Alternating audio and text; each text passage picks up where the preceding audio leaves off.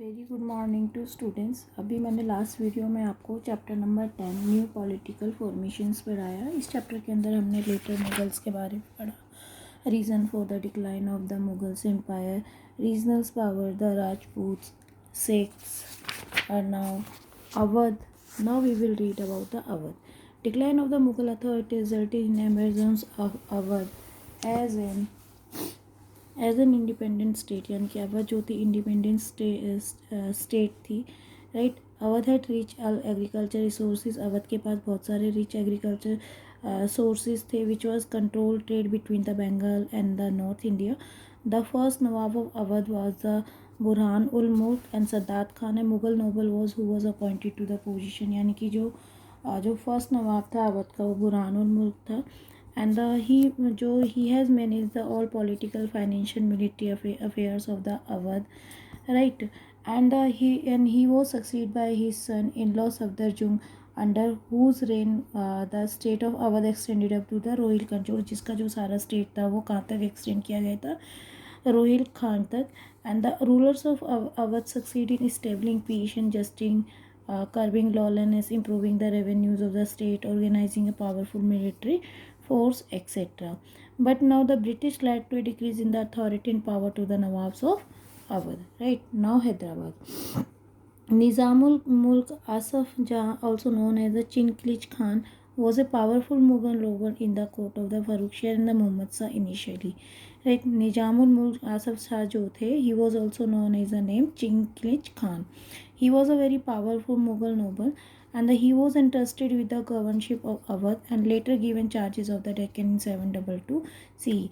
As a Mughal Subedar, all financial and military powers were concentrated in their hands, and he was responsible for managing judicial department and all.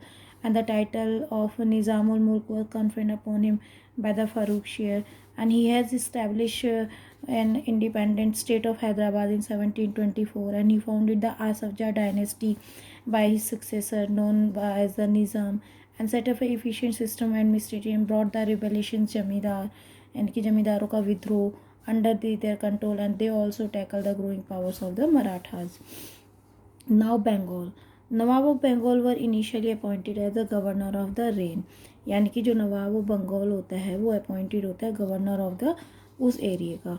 Now taking advantage of the political instability at the Mughal court, they became de facto का मतलब होता है believe in reality, यानी कि जो बंदा de facto rulers, यानी कि जो बिलीव इन रियलिटी, यानी कि जो रियलिटी में बिलीव करे, चाहे वो ऑफिशियली वहाँ पे काम करता ना हो बट जो सच बोले, राइट.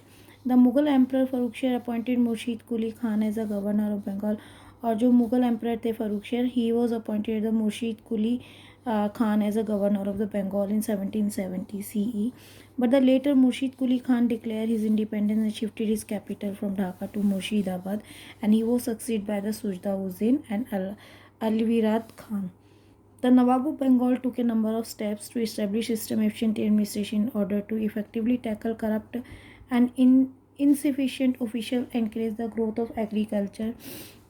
यानी कि बाद में क्या किया, जो नवाब ऑफ बंगाल था, he has took a number of steps to establish system administration system establish करने के लिए बहुत सारे स्टेप्स लिए. In that growth of agriculture, trade, industry and regularizes collection of revenue. They also tried to check the rising power of the English East India Company but were unsuccessful, resulting in their defeat at the Battle of Plassey. But he was become very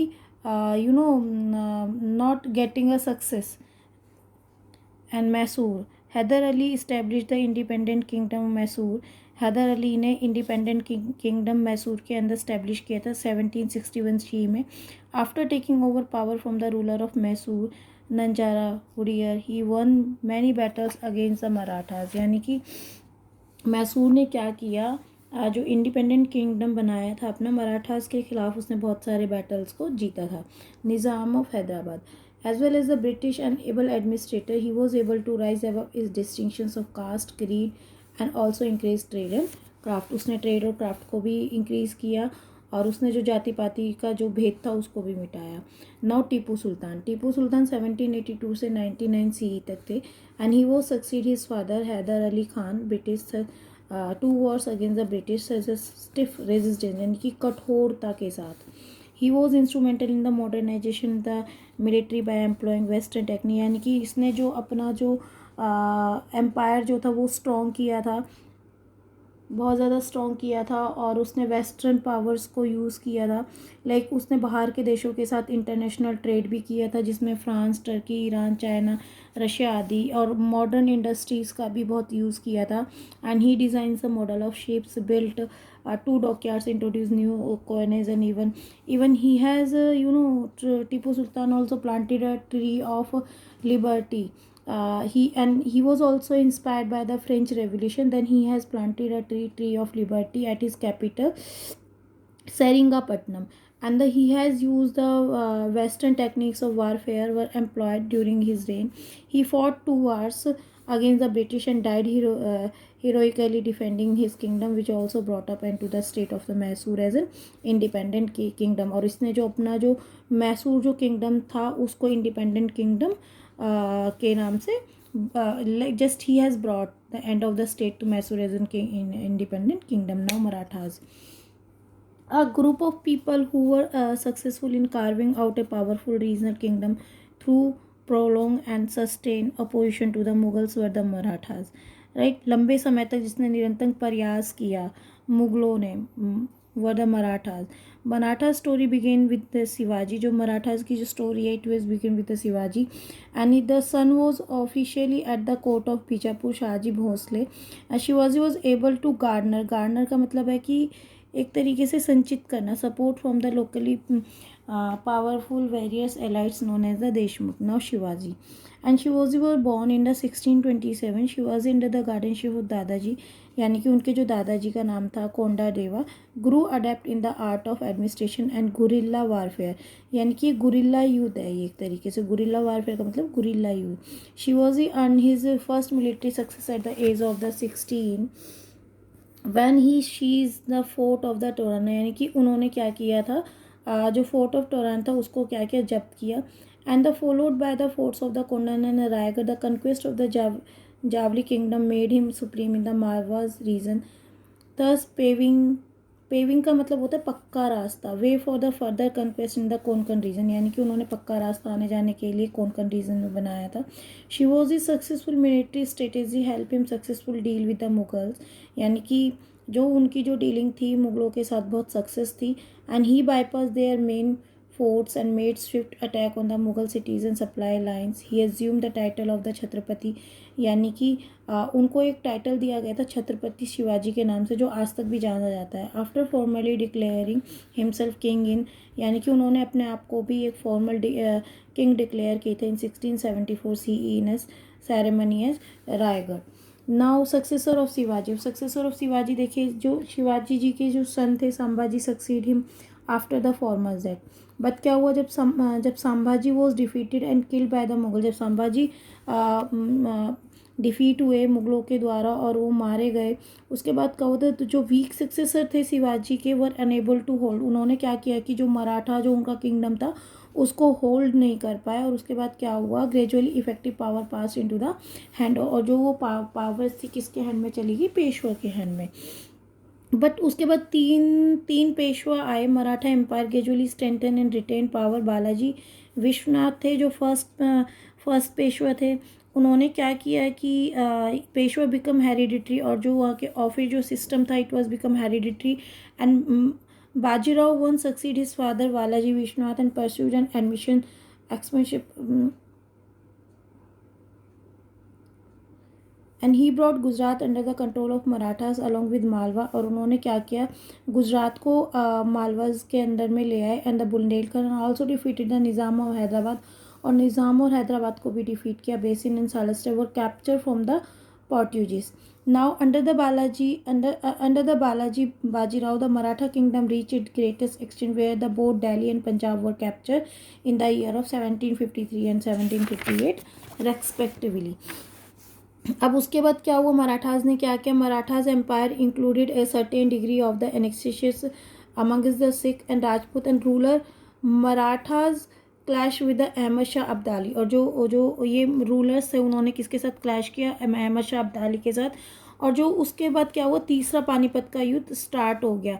and none of this power extended military aid to the term resulting in the beginning of the decline of the Maratha. और इस क्या हुआ, जब तीसरा third battle of Panipat शुरू हुआ तो it beginning of the decline of the Marathas.